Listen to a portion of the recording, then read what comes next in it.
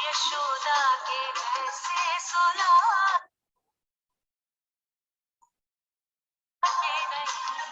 यशोदा के वैसे सुलाते नहीं अच्युतम केशवम कृष्ण दामोदरम केशवम कृष्ण दामोदरम राम नारायणं जानकी वल्लभं नारायणं जानकी अच्युतं केशवं कृष्ण दामोदरं अच्युतं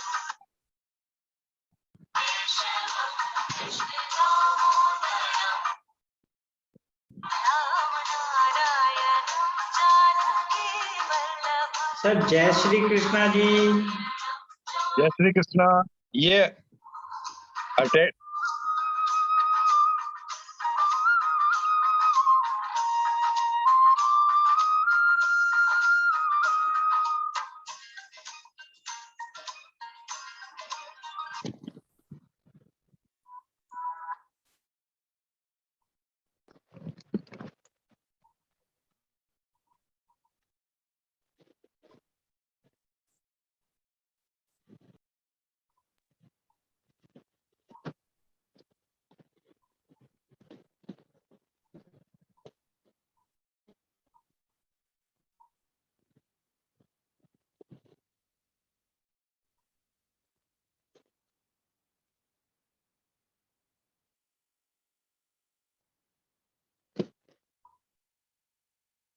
कनेक्ट हो गया ना वर्मा जी?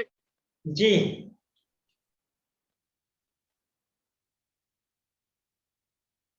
जुड़ गए कुछ लोग? कितने जुड़ गए? हाँ 5-6 लोग जुड़ चुके हैं। चलो शुरू कर दो।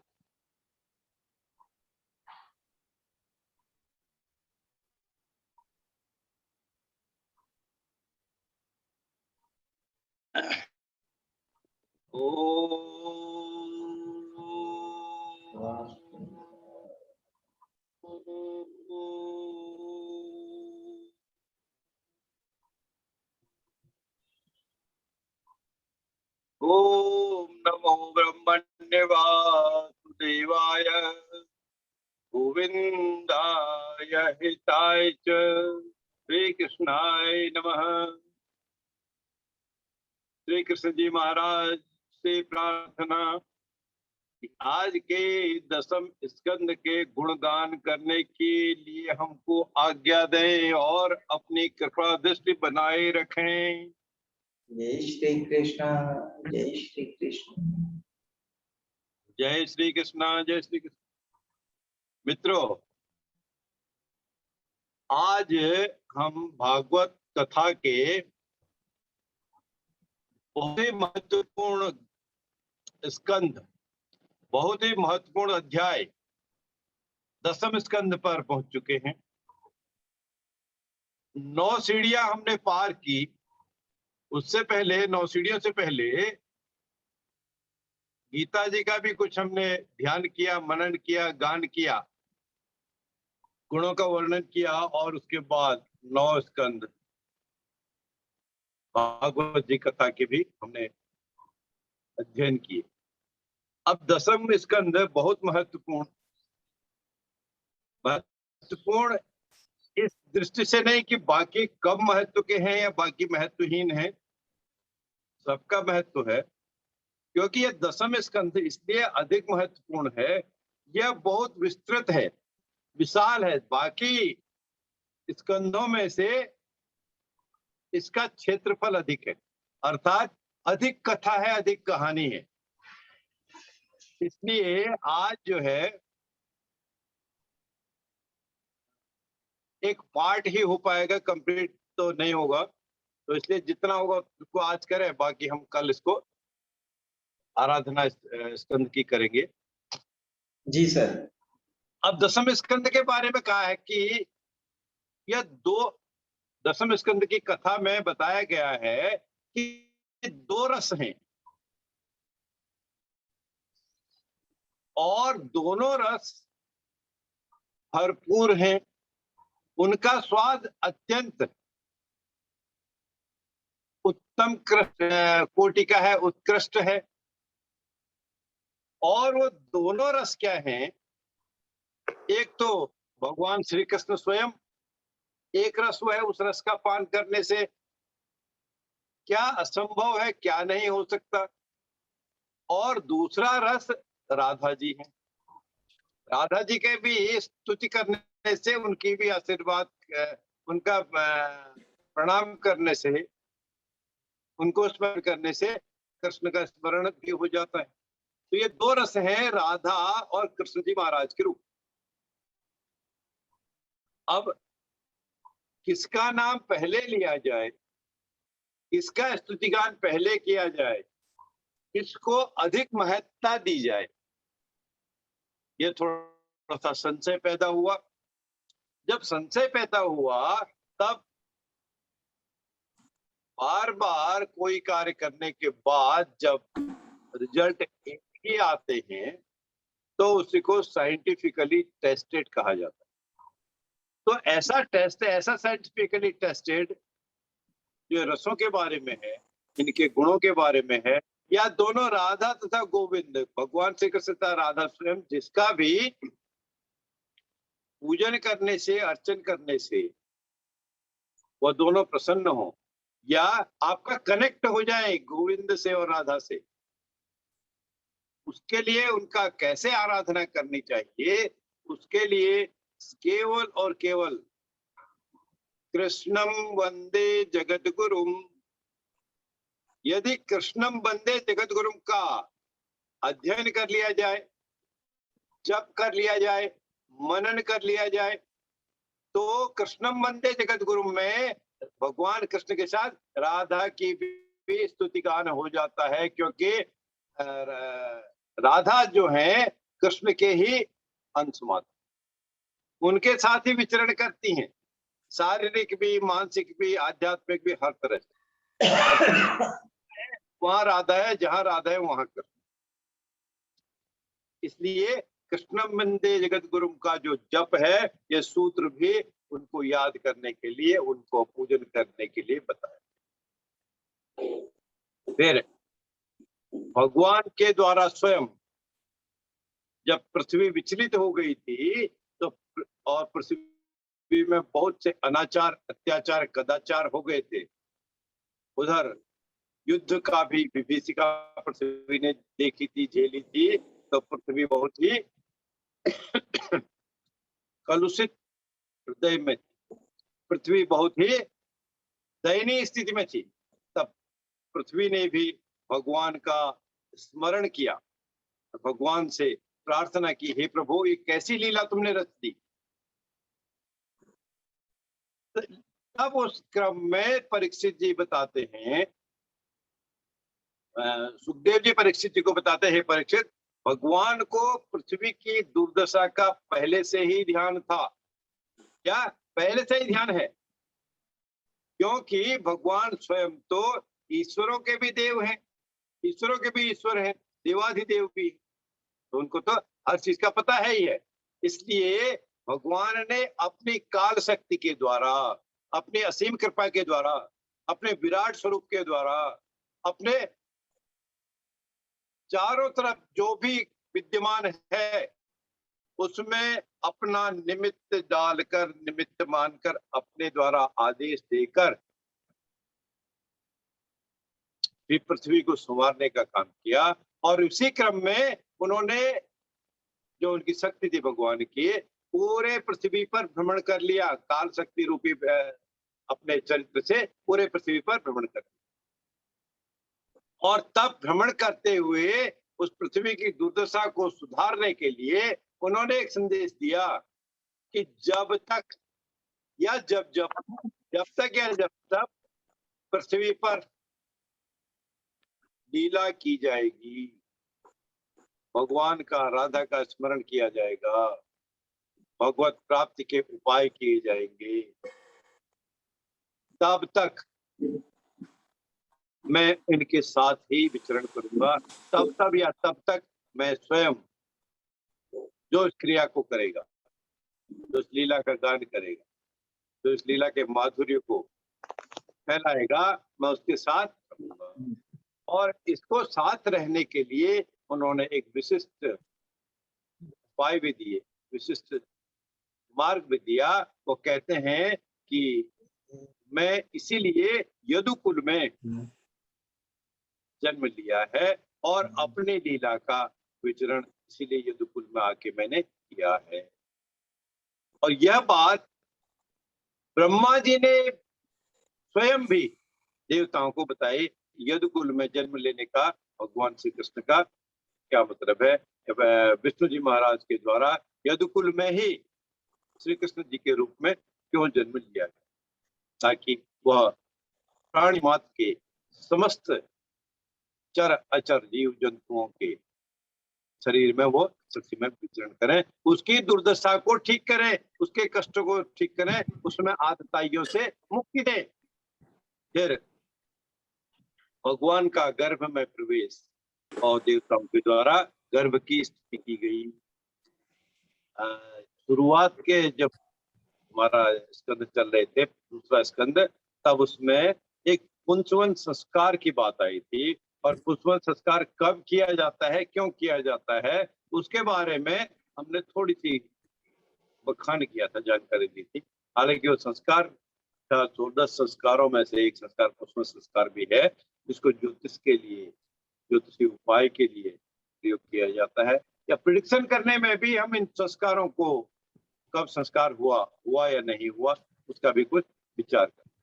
तो भगवान का जब गर्भ में प्रवेश हुआ और गर्भ की स्तुति देवताओं के द्वारा की गई, उस कथा में, उस कड़ी में सुखदेव जी महाराज फिर परीक्षित को संबोधित करते हुए कहते हैं, भगवान शंकर और ब्रह्मा जी समस्त देवता और नारद आदि ऋषि मुनियों के साथ मिलकर कंस के कैद खाने में स्वयं आए और उस कंस के द्वारा बनाए कैद खाने में, जहां देवकी यशोदा को, नंद जी को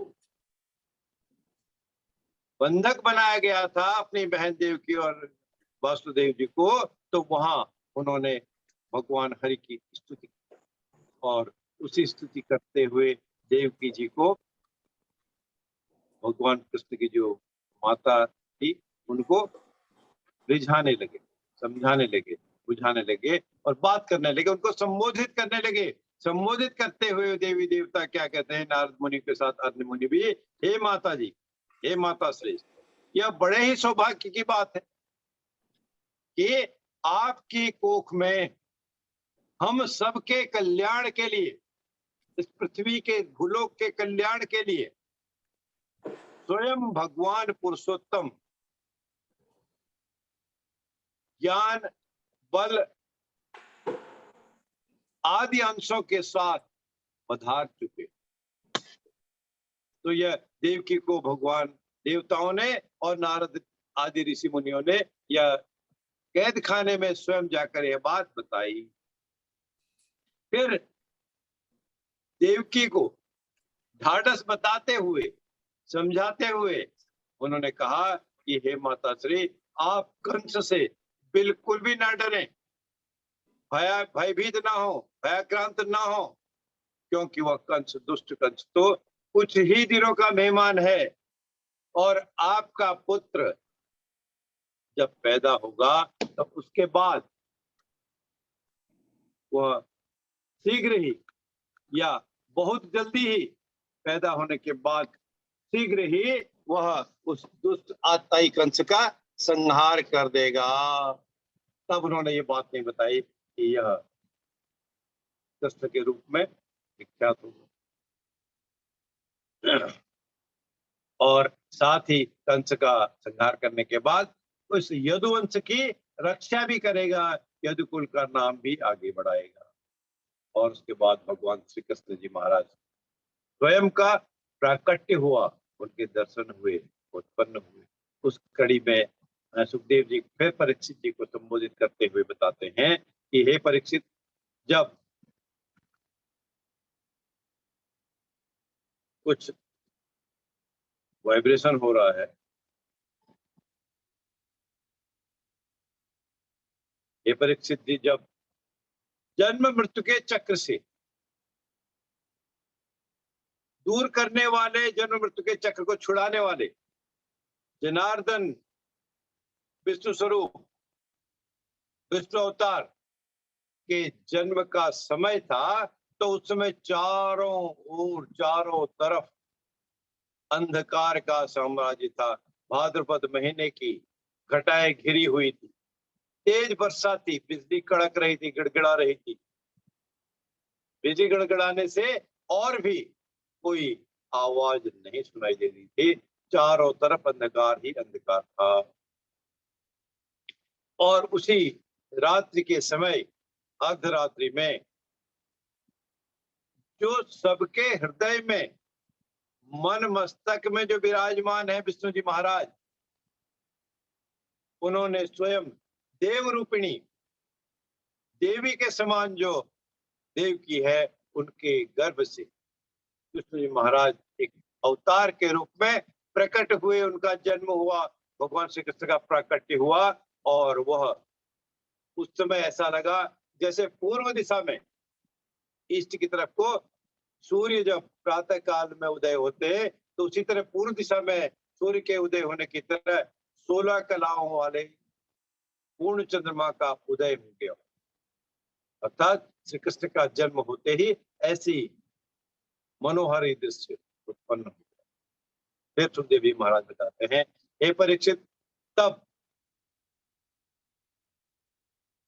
उन बालक को बचाने के लिए, क्योंकि कंस को पहले ही आकाशवाणी हो चुकी थी कि तू जिस अपनी बहन का इतने प्यार और आनंद के साथ विवाह कर रहा है, इसी के पुत्र के द्वारा तेरी हत्या हो जाएगी, तेरा वध इस देवकी का ही पुत्र करेगा। तभी तो देवकी और वासुदेव को कंस ने तुरंत कैद खाने में डाल दिया। और 8वें पुत्र की घोषणा हुई थी, 8वें संतान की घोषणा हुई थी, पुत्र नहीं संतान की। तो उसने, कंस ने पहले तो मारना चाहा देवकी वासुदेव को।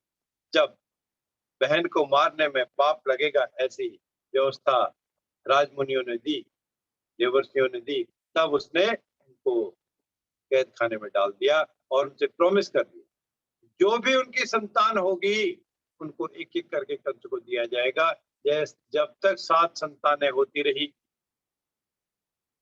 वह कंस उन संतानों को मारता रहा, भटकता रहा। और 8वीं संतान होने के समय पूरा अंधकार का साम्राज्य हो गया, तेज वर्षा हो गई, बिजली की गड़गड़ाहट होती रही, और इधर भगवान का प्राकट्य भी हो गया, उत्पन्न भी भगवान के। तो उनको बचाने के लिए फिर नंद जी महाराज ने, और जब उनका प्राकट्य हुआ तो उनकी बेड़ियां खुल गई, दरवाजे खुल गए, द्वारपाल जितने थे उनको घोर चिर निद्रा आ गई। तब वासुदेव जी ने उनको सूप में रखकर अपने मित्र के यहाँ छोड़ने के लिए योजना बनाई। लेकिन देखते हुए क्या हुआ, बाहर बहुत ही ज्यादा घनघोर अंधेरा था, डरावना था, और यमुना जी उफनाई हुई थी, तो यमुना को पार करके ही उन्होंने यशोदा की जाना। वासुदेव ने कुछ नहीं देखा, और वह सूप को, बालक को, अबोध बालक को, भगवान श्री कृष्ण महाराज को, विष्णु अवतार जो थे, उनको स्वयं उनके सिर पर रखकर वो यमुना जी में कूद गए। यमुना जी में जैसे ही कूदे, यमुना ने मार्ग दे दिया, और जब भीषण बारिश हो रही थी, उसके ऊपर कालिया नाग ने स्वयं छत्र बना दिया ताकि बालक को बचा दिया जाए। ऐसी कीड़ा, ऐसा कार्य उसमें हुआ। और वासुदेव जी महाराज, यशोदा जी के भी जो उस दिन पुत्री हुई, उस पुत्री के स्थान पर इस अवतार को, अगर अर्थात भगवान श्री कृष्ण जी को वहां पर यशोदा जी के पास सुला दिया, उनको भी पता नहीं चला, और उनकी जो कन्या, जो पुत्री उत्पन्न हुई थी, उसको अपने गोद में रखकर उठाकर वापस कारागार में ले आए। जैसे ही वो कारागार में ले आए, इस क्रिया को केवल और केवल देव की तथा वासुदेव ही जानते थे। और कन्या को जब वो ले आए कारागार में, फिर से वही स्थिति हुई।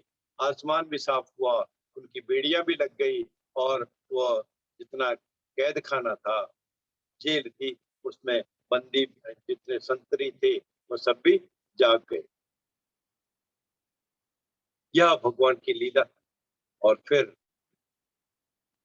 सुखदेव जी आगे बताते हैं, योग माया। योग माया कौन थी? जो इस कन्या को वासुदेव जी बदल कर लाए थे, वह योग माया थी। और जब एक संतान के बारे में कंस को पता चला, तो कंस स्वयं आकर जेल से उस कन्या को छीन लिया। और छीनने के बाद, क्योंकि 8वीं संतान थी, और 8वीं संतान के बारे में ही भविष्यवाणी थी कि हे कंस, तेरी बहन का 8वीं संतान ही तेरी वध का कारण होगा। ये कारण होगी। तो उन्होंने उस कन्या को उठाकर जोर से पटकना चाहा ताकि उसकी मृत्यु हो जाए, किंतु वह तो योग माया, और वह योग माया कंस के हाथ से छूट गई, छूटकर आसमान की तरफ चली गई। क्योंकि वो कोई कन्या नहीं थी, वो साधारण कन्या नहीं थी, बल्कि वह तो स्वयं देवी थी, वो भी देवी का स्वरूप। और जब आकाश में हाथ से छूटकर कंस के चली गई, तो उसने अपने हाथों में, उस कन्या के 8 हाथ दिखे, 8 हाथों में बड़े बड़े अस्त्र शस्त्र आयुध लिए हुए, आयुध धारण किए हुए अपने दर्शन उसने कंस को दिए। और तब फिर उस कन्या ने, उस देवी माया ने, उस स्वयं देवी ने घोषणा की, हे दुष्ट कंस, तेरा तो संहारक, तेरे मृत्यु का कारक तो जन्म ले चुका है। अब और अधिक बहुत दिन तुम्हारे इस पृथ्वी लोक पर, मृत्यु लोक पर नहीं है, और तुझे अपने कर्मों का, दुष्कर्मों का दंड अवश्य मिलेगा, जिसकी उत्पत्ति इस संसार में हो चुकी। ऐसी जब घोषणा की, हाथ से जब वो कन्या छूट गई, और विराट स्वरूप लेकर, विस्तृत स्वरूप लेकर, 8 हाथों में हथियार लेकर, आयुध लेकर जब कंस को दर्शन हुए, तो उसको बहुत ही आश्चर्य हुआ। और उसी योग माया से जब प्रार्थना की, तब योग माया ने देवकी और वासुदेव को कैद से छोड़ने के लिए कहा। तब कंस ने उस योग माया से भयभीत होकर देवकी वासुदेव को कैद से छोड़ दिया, और देवकी को बड़े प्यार से धूर्ततावश पुकारा, हे मेरी प्यारी बहन, मैं अपने स्वरूप को न जान पाया, और तुम्हारे जो अबोध बालकों की, बच्चों की मैंने हत्या कर दी, उसके लिए भी मुझे माफ कर। लेकिन वो क्रिया तो रचित हो चुकी थी, क्योंकि उसको, दुष्ट को, उस कंस को उसके दुष्कर्मों का फल तो अवश्य मिलता, और अंत तो गत्वा कृष्ण जी महाराज ने उन दुष्ट आत्ताई का वध भी किया, क्योंकि अल्टीमेटली फल तो मिलना ही है। इसीलिए कहा है, जैसे कर्म करेगा वैसे फल देगा।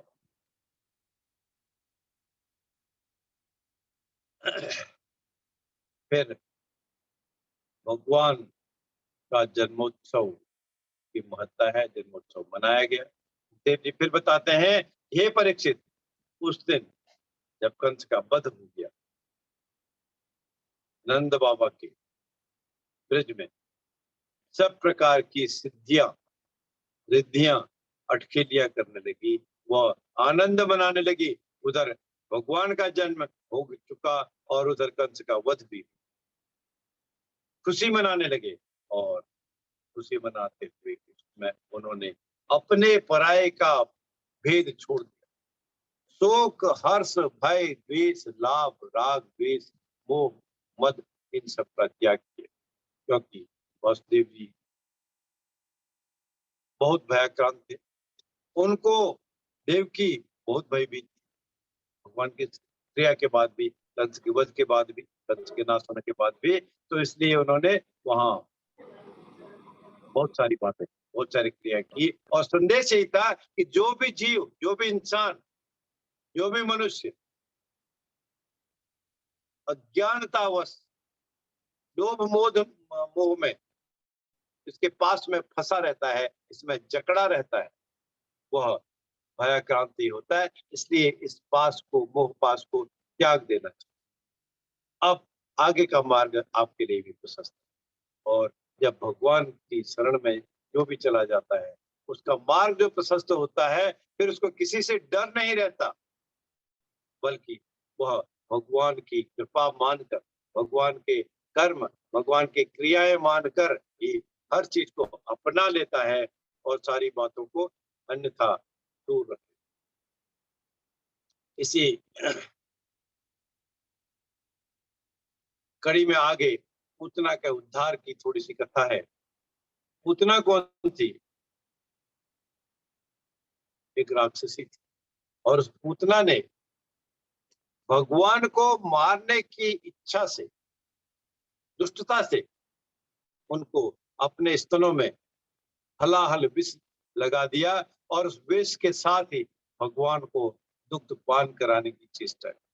भगवान ने दुग्ध पान किया पूतना का, लेकिन वो तो भगवान थे, क्योंकि वह क्रिया भी उन्होंने ही रची थी।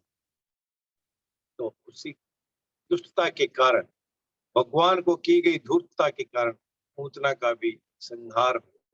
संहार ही क्या हुआ, उसका उद्धार हो गया, क्योंकि उसको इस लोक से मुक्ति भगवान ने दी। और तब जब पूतना छोड़ रही थी संसार, वह भी भगवान के सम्मुख अपने दुष्कर्मों के लिए क्षमा मांगने के लिए, माफी मांगने के लिए गिड़गिड़ाई। तब उस समय भगवान ने अपने हृदय से, अपनी क्रियाओं के द्वारा, क्योंकि दुष्ट के साथ, अज्ञानता के साथ अंतिम समय में भी यदि वह गिड़गिड़ाता है, क्षमा याचना करता है, अपने पापों को प्रायश्चित करता है, तो भगवान फिर भी द्रवित होकर कुछ उसको दे देते हैं। तो इस तरह पूतना का भी उन्होंने उद्धार कर दिया। फिर संकट भाजन और मरणावर्त का उद्धार। सुखदेव जी बताते हैं कि हे परीक्षित, भगवान श्री कृष्ण एक टूटी फूटी गाड़ी के नीचे, वाहन के नीचे, जिस रूप में भी वो गाड़ी थी या वाहन था, उसके नीचे सोए हुए थे, और उस वाहन का नाम भगवत कथा में छकड़ा कहा गया। छकड़ा से मतलब है जो लकड़ी की कोई वाहन बना हो, उसको बैलों के द्वारा या स्वयं मनुष्य के द्वारा चलाया जाता हो, खींचा जाता हो, उसके नीचे सोए हुए थे भगवान स्वयं। ये संकट भंजन और तृणावर्त उद्धार की कथा है। और उन भगवान के जो पैर थे, लाल लाल कोपलों के समान थे, क्योंकि अबोध बालक थे, छोटे थे, तब भी सो गए, और लाल जैसे कोपलें निकलती हैं फूलों की, वैसे कोपलों के समान बहुत ही कोमल, नन्हे नन्हे, छोटे छोटे, बड़े शोभायमान थे, बड़े अच्छे लग रहे थे। लेकिन जैसे ही वह पांव, भगवान के पांव उस छकड़े को, तो टूटी फूटी गाड़ी को, जो भी यान था, उसको टच किया, उससे वो छकड़ा, वो गाड़ी उलट गई। एक कथा यहाँ से शुरू हुई। और उस क्यों उल्टी, उन्होंने, उनको पता था उसमें क्या था। उस गाड़ी में दूध, दही, घी, मक्खन आदि चीजें भरी हुई थी, और वो सब मटकियों में और बर्तनों में रखे हुए। उस छकड़े के उलटने से, उस गाड़ी के उलटने से ही वो सारी चीजें नीचे गिर गई, मटके भी टूट गए, दूध दही बिखर गया, और तब दूध दही बिखर गया तो हम जानते हैं कि भगवान को दही और मक्खन बहुत ही प्रिय था, है ना। तो उसका उन्होंने स्वाद भी लिया। फिर इसी कड़ी में नामकरण, संस्कार और बाल लीला की कथा है। सुखदेव जी फिर आगे बताते हैं परीक्षित जी को कि दोनों भाई बलदेव और श्री कृष्ण अपने नन्हे नन्हे पैरों से, क्योंकि बच्चा तो छोटे ही पैर होते हैं, नन्हे पैर ही होते हैं, नन्हे पैरों का उन्होंने विशेष वर्णन इसलिए किया है। नन्हे पैरों से गोकुल की गलियों में, जहाँ कीचड़ से भरी हुई गलियां थी, उन पर अपने पैरों को वो उठा के तो नहीं भाग सकते थे, घिसट घिसट कर धीरे धीरे चलते थे। तेज चलने से गिरने का भी भय था, या तेज चलने से कीचड़ में धंस भी जाते उनके पैर, फंस भी जाते भगवान पे। ऐसी लीलाएं थी, ऐसा दिखा। और उस समय क्या हो रहा था, जब ऐसे कीचड़ में घिसट घिसट कर दोनों भाइयों के पैर चल रहे थे, उनके पैर, दोनों पैरों में भगवान कृष्ण के माता ने, यशोदा ने घुंघरू बांधा, और घुंघरू की आवाज भी रुंझुन रुंझुन बज रही थी। घुंघरू जब पैरों में कीचड़ अधिक लग गया तो उनके कमर में भी एक घुंघरू की लड़ी बांधी हुई थी, तो फिर कमर से भी घुंघरू बजने लगे। और वो शब्द बड़े ही मनमोहक, और उन मनमोहक शब्दों को जब गोकुल के दूसरे लोगों ने सुना, का आभास किया, तो उन्होंने देखा कि दो अबोध बालक कीचड़ में फंसे हुए। और जब दूसरे लोगों ने उनको देखने के बाद देखा तो उनको कीचड़ से निकालने की कोशिश की, लेकिन भगवान तो इस रचना को, क्रिया का आनंद ले रहे थे, वो माने नहीं। वो सीधे से जल्दी से भाग के माता यशोदा के पास चले। और जब ऐसी क्रिया जब जब होती, वो दूसरों को चकमा देकर माता के पास चले जाते। और इसी कड़ी में फिर सुखदेव जी बताते हैं, परीक्षित, दही के जब वो छकड़ा उल्टा, दही का जो मटका था, उन्होंने उसका दही को खूब खाया, और दही उनको अत्यंत प्रिय था। इसलिए वह माँ घर में भी जो दही माता जमा के रखती थी, गायें बहुत थी, तो भगवान उसमें से दही खा जाता।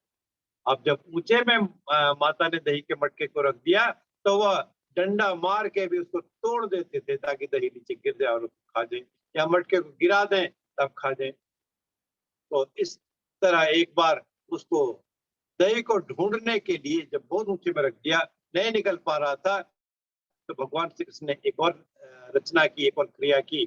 तो क्रिया ऐसी थी, ओखली होती, उखल इसको कहते हैं। एक तो पत्थर का बना है जमीन पर, एक लकड़ी का बना दिया जाता है ऊंचा, जिसमें धान आदि वस्तुओं को कूटा जाता है।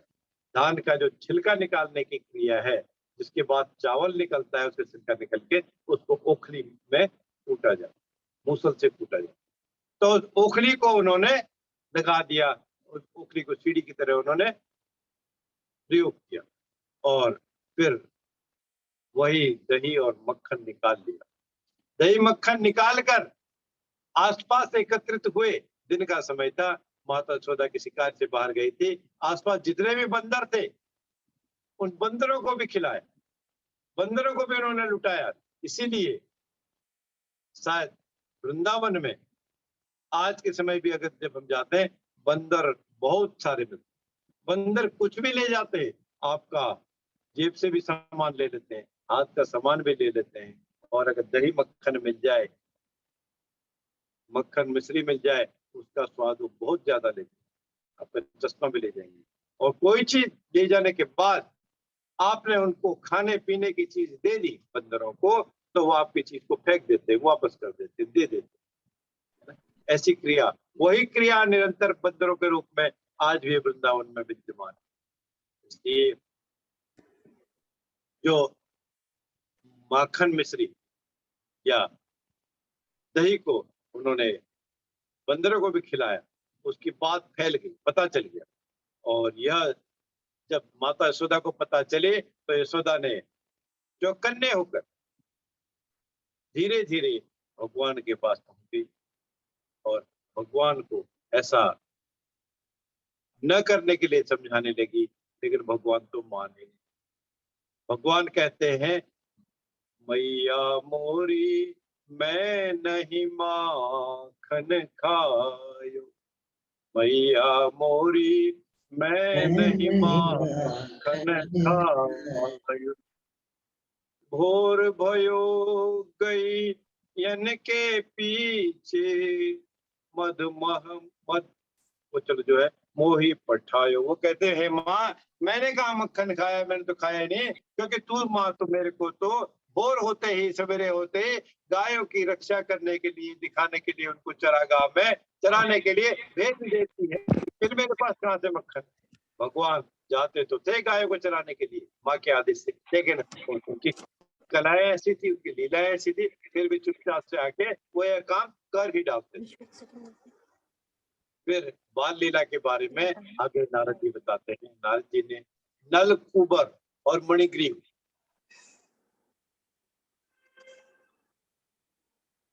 के घमंड को कम करने के लिए उनको श्राप दिया, उनको यह शिक्षा दी कि घमंड किसको होता है, जिसके पास संपन्नता अधिक है। गरीब के पास कहां से हेकड़ी होगी, कहां से घमंड होगा, क्योंकि वो तो अपने 2 जून की रोटी के लिए ही लगा हुआ। गरीब और अमीर का फर्क नारद जी ने और मणिग्रीव को इस तरह बताया। और फिर गरीब और दरिद्र तो हर तरह के अनाचारों से बचता ही रहता है, क्योंकि उसको तो, उस गरीब को तो भगवान की कृपा भी ऐसी है, दैवी शक्ति भी ऐसी है कि उसको बहुत से कई तरह के नाना प्रकार के कष्टों से सदा 2-4 होना ही पड़ता। तब गरीब के पास घमंड नहीं है, घमंड जो है जो समृद्ध के पास है। फिर इस कड़ी में यमलार्जुन नाम से प्रसिद्ध मणिग्रीव मुक्ति हो, योनियों से मुक्त होकर, उनकी बात भगवान नारायण जी की बात उन दोनों को जब समझ में आई तो उन्होंने ये मनुष्य योनि से मुक्ति प्राप्त की, और मुक्ति प्राप्त करके भगवान की स्तुति गान किया और भगवान से प्रार्थना की, भगवान को क्षमा मांगे, हे प्रभु हमसे गाये बगाए कुछ अपराध हुआ हो तो हमको माफ करना, और आपकी वाणी, आपके श्रीमुख से कहे हुए शब्द मंगलमयी गुण रूपी हैं, जो हमको अत्यंत भाते हैं, और उनकी कृपा दृष्टि हम पर हमेशा बनी रहे। एक बार और उनके मंगलमय गुणों का वर्णन हमको प्राप्त होता रहे, मिलता रहे, और हमारे जो कान भी हैं, हमारी भी जो श्रवण शक्ति है, आपकी रसमयी कथा में लगी रहे। हमेशा इनको ऐसा मौका मिले कि आपकी रसमयी कथा हमको सुनाई दे। आपके हाथ हमारे ऊपर कृपा के रूप में सर्वथा इस तरह रहे, और हमारे हाथ सदा आपकी सेवा में ही रमते रहे। आपके चरण कमलों में हम, हमारे हाथों के द्वारा सेवा प्रतिदिन नित्य रूप से, दैनिक रूप से होती रहे, क्योंकि यह पूरा समस्त संसार तो केवल आपका और आपका ही निवास है। और संत जितने भी हैं संसार में, जो भी संत हैं, उन सब में आपका ही साक्षात शरीर है, और हमारे जो नेत्र हैं, हमारे को सदा उन संतों के रूप में आपका नित्य दर्शन होता रहे, हम, हमारी आंखें आपका दर्शन करती रहें। इस तरह की प्रार्थना भगवान से की गई, और भगवान तो बिल्कुल एकदम आशीर्वादित, उन्होंने ऐसा ही हो कहने के बाद कहने का आशीर्वाद दिया। और फिर भगवान का गोकुल से वृंदावन आना और वत्सासुर और वृकासुर का उद्धार करने की कथा है। फिर आगे सुखदेव जी महाराज कहते हैं कि हे परीक्षित, कंस के सखा थे बकासुर, और जो बकासुर थे भगवान श्री कृष्ण पर झपट रहे, अटैक कर रहे थे, अटैक करने की तैयारी करते थे। तो उन्होंने क्या किया, अपने दोनों हाथों से भगवान के पैरों को पकड़ दिया, जकड़ दिया, और जब पकड़ लिया भगवान के पैरों को तो भक्तवत्सल भगवान कहाँ मानने वाले। उन्होंने अपने दोनों हाथों से, भगवान ने दोनों हाथों से ग्वाल बालों के सामने, उनके जो सखा थे, सखियां थी, उनके सामने खेल खेल में, मजाक करते करते उस बकासुर को चीर डाला, फाड़ डाला। जहां बकासुर ने उनके पैर पकड़े थे, भगवान को कष्ट पहुंचाने के लिए, दुष्टता करने के लिए, फिर भगवान ने डिवर्ट करके उसके दोनों पैरों को खींच डाला और पूरा चीर डाला। वो इस तरह से चीर डाला जैसे कोई आरे से कोई चीज काट दी है। और ऐसी क्रिया के देखने के बाद देवताओं को बहुत आनंद की प्राप्ति। और फिर इस तरह अघासुर का उद्धार हो गया, उसको इस मृत्यु लोक से, उसके कर्मों से मुक्ति मिली। फिर सुखदेव जी बताते हैं कि भगवान श्री कृष्ण की किसी भी अंग की या प्रतिमा की, किसी भी स्वरूप की यदि ध्यान लगाया जाए, भक्ति की जाए, हृदय में उनको स्थापित कर लिया जाए, मन में उनको धारण कर लिया जाए, तो वह भगवान का नजदीक सामीप्य उसको मिल जाता है। और मिलने से उसका उद्धार तो होता ही है, और ऐसा मिलन, भगवान का आशीर्वाद, भगवान का सामीप्य बड़े बड़े भक्तों को ही मिल पाता है, जो पूर्ण मनोभाव से भगवान का स्मरण करता है, उसी को उनकी भक्ति में। और भगवत रूपी आनंद के प्राप्त करने के लिए भगवान श्री कृष्ण का, श्री हरि का नित्य साक्षात्कार हो, उनसे मिलन हो। कैसे होगा? उनका ध्यान रखने से, स्मरण रखने से। और जो भगवान का साक्षात्कार नित्य करेगा, उस आनंद की उसको प्राप्ति ही तो होगी, और साथ ही साथ मोह माया भी उससे दूर होगी, अर्थात मोह माया भी उसके पास नहीं फटकेगी। यह अघासुर के उद्धार की कथा में थी। और वह, क्योंकि वह स्वयं ही, उन्होंने अघासुर का उद्धार कर दिया, उसके शरीर में प्रवेश कर गए और उसको सदगति भी उसको फाड़ के दे दी, उसको दुनिया से मुक्ति भी दे दी, मृत्यु लोक से भी उसको मुक्ति दे दी। श्रीमन नारायण नारायण नारायण, जय जय नारायण नारायण नारायण। मित्रों, आज की कथा का हम यहीं पर विराम करेंगे, और कल को इसी दशम स्कंद की कथा हम कंटिन्यू करेंगे। मैंने बताया था कि लंबा या विस्तृत अध्याय, विस्तृत स्कंद या दशम स्कंद है, तो उसको कल को हम कंटिन्यू करेंगे। और तब तक के लिए जय श्री कृष्णा। और अब इस कड़ी में मैसेज आ रहा है मनोज जी की तरफ से, उस मैसेज को पढ़ें और मनोज जी और कुलविंदर जी को समर्पित करता हूं। जय श्री कृष्णा, जय श्री कृष्णा। जय श्री कृष्ण जी। सभी बंधु जो हमारे, जय श्री कृष्ण। जी लता चौधरी जी हाँ कुछ जी, कहना चाहते हैं? नहीं नहीं नहीं, जय श्री कृष्ण। जय श्री कृष्ण जी। नहीं, लता चौधरी जी आज पहली बार आई हैं तो उनको कुछ कहना चाहिए। लता जी नमस्कार। नमस्कार सबको, राम कैसे राम। हैं आप? नमस्कार, राम जय राम। मैडम श्री पहले वीडियो कृष्ण। ऑन कर दीजिए। आप सारे, सबसे प्रार्थना है कि वीडियो ऑन कर लें अपना, सभी वीडियो ऑन कर लें, क्योंकि लता मैडम से आज बहुत दिनों बाद मुलाकात हुई, मुझे लगता है 1 साल हो गया। ऐसा नहीं है। चंद्रशेखर जी आप भी वीडियो ऑन कर लें।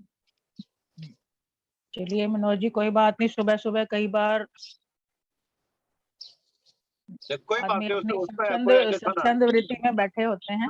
हम एक परिवार जो हैं, ऐसी कोई जो बात कोई नहीं बात है। नहीं, जो कर पाए ठीक है, नहीं तो सभी को नमस्कार। जो आते हैं सुबह सुबह उन सबका धन्यवाद, और सबसे ज्यादा धन्यवाद पंत जी का, जो बहुत सुंदर कथा वर्णन करते हैं। हाँ, बहुत अच्छी आज करी कथा, मैंने आज फर्स्ट टाइम सुनी, बहुत अच्छा लगा। ये तो बहुत 15 दिन से हो रहा है धन्यवाद। लता जी, 15 दिन से ब्लिसफुल माहौल बना हुआ है कृष्णा कॉन्शियसनेस का।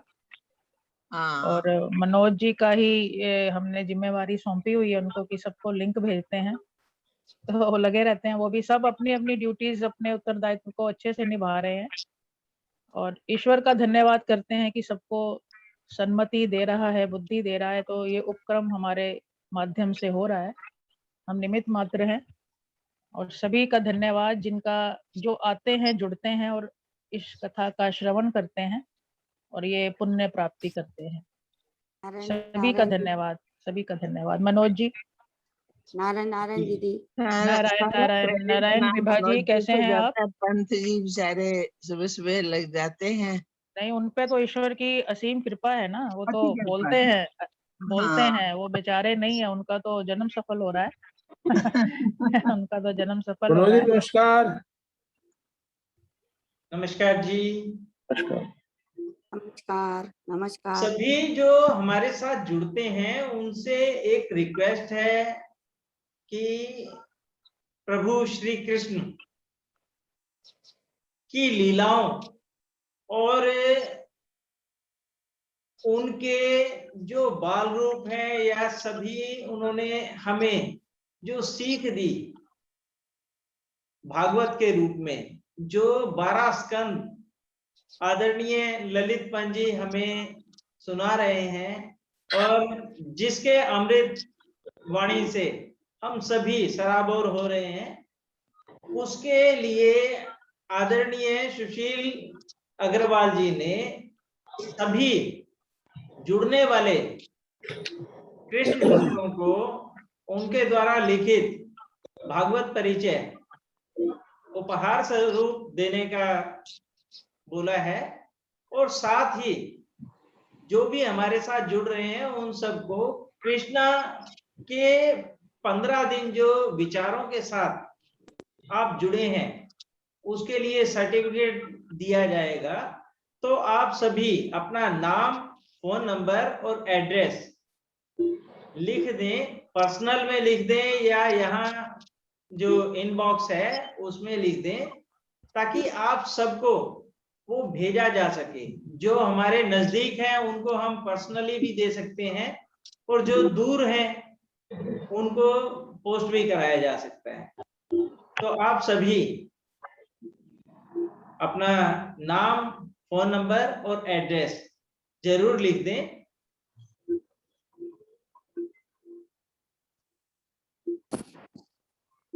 वीना विभा जी कुछ कहना चाह रही थी। विभा जी नमस्कार। नमस्कार विभा जय जी। श्री कृष्ण जी। जय श्री कृष्ण। नारायण नारायण सभी को। ये ललित भैया जो है ये बहुत अच्छे और बहुत यानी सादे शब्द में और अच्छे शब्द में इतने अच्छे से भागवत बताते थे, सुनने में जो रस आता है वो बहुत अच्छा और मधुर लगता है। धन्यवाद धन्यवाद विभा जी, सही कहा आपने। बहुत दिल से और बहुत भावपूर्ण अंदाज में उनका वर्णन जो होता है सच में बहुत ही मन को छूता है। धन्यवाद। साक्षात कृष्ण से हम मिलते हैं नित सुबह, तो सारा दिन हमारा बहुत ही अच्छा व्यतीत होता है। और सभी विभा जी महाराष्ट्र से जुड़ती हैं हमारे साथ, तो विभा जी आप और भी अपने और भी महिलाओं के संगीत को लेके आए। जरूर दीदी, जरूर दीदी। हाँ जरूर लेके आइएगा, और भी इसका फैलाव जितना करेंगे वो भी पुण्य आपको ही मिलेगा। प्रमोद गुप्ता जी आप भी अपने 2 शब्द कहें। जय श्री कृष्ण। जय श्री कृष्ण जी।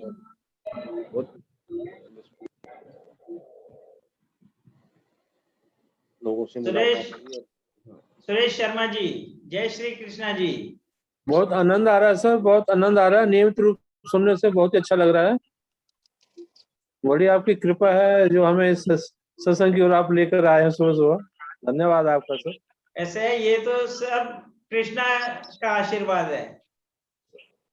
कृपा सर जय आपकी। श्री कृष्णा जी। राजेंद्र अरोड़ा जी जय श्री कृष्णा जी।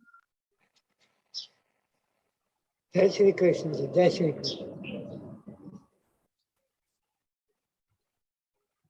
चंद्रशेखर गर्ग जी जय श्री कृष्णा जी। राधे जय श्री राधे। कृष्ण। जय श्री कृष्ण मलिक। जय श्री कृष्ण। आनंद से सरोवर। धर्मेंद्र नारायण शास्त्री जी, अपने आप को प्रणाम अनम्यूट गुरु जी। करें। गुरु जी प्रणाम। जी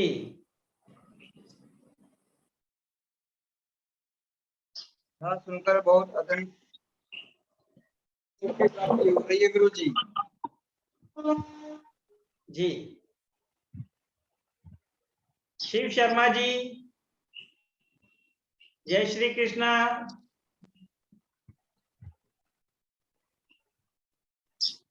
शिव शर्मा जी,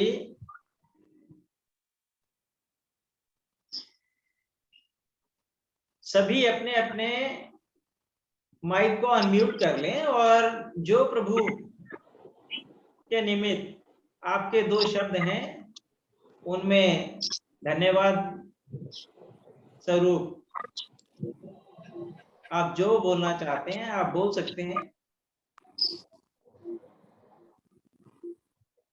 बस अपना एड्रेस जरूर लिखिए, क्योंकि एड्रेस लिखना ही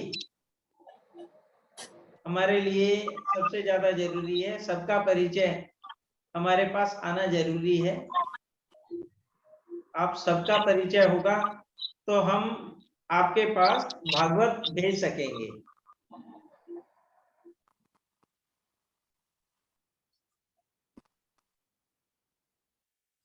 ठीक है मनोज जी, तो फिर हम सेशन का एंड करते हैं। कल के जी। मुलाकात के लिए फिर से सभी को हम कल कहेंगे कि सुबह का लिंक समय आप से सबको मिल जाएगा। इसी लिंक पे जुड़ना है वैसे।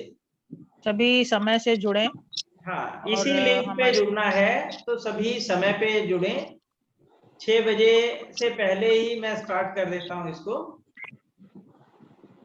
तो एक भजन लगा दिया कीजिए शुरू में मनोज जी, जब तक सारे भजन जुड़ते ही हैं। चल रहा था जी। लगाया था आज भी, लगाया था आज। आज ओके भी लगाया हुआ था। ओके ओके ओके चलिए सभी का धन्यवाद। पंच जी का धन्यवाद, मनोज जी आपका भी धन्यवाद। जो सारे जुड़ते हैं हमारे साथ उनका भी कोटि कोटि दिल से आभार, धन्यवाद। सेशन का एंड करते हैं हम, कल मिलने के फिर। धन्यवाद। जय श्री कृष्ण, जय श्री कृष्ण। जय श्री कृष्ण। जय श्री कृष्णा जी। जय जय श्री राधे।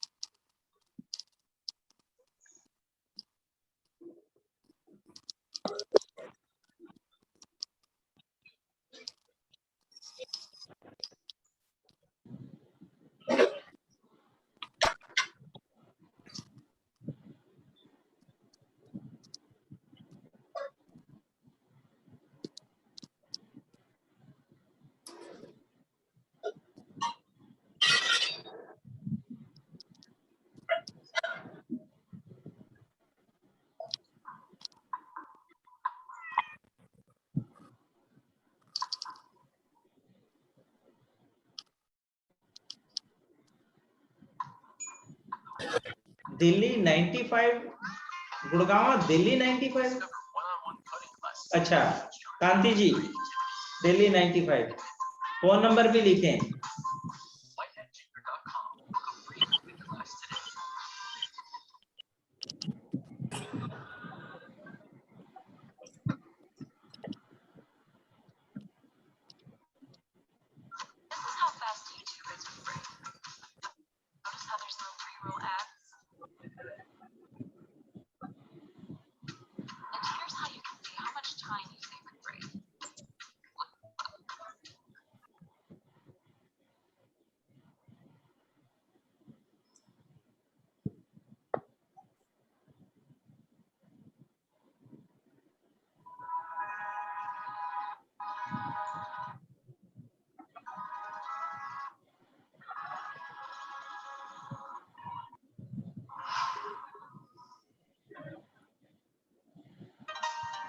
चलिए जय श्री कृष्णा।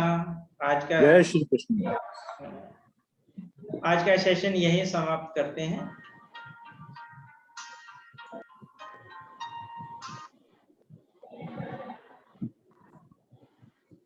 जय श्री कृष्ण।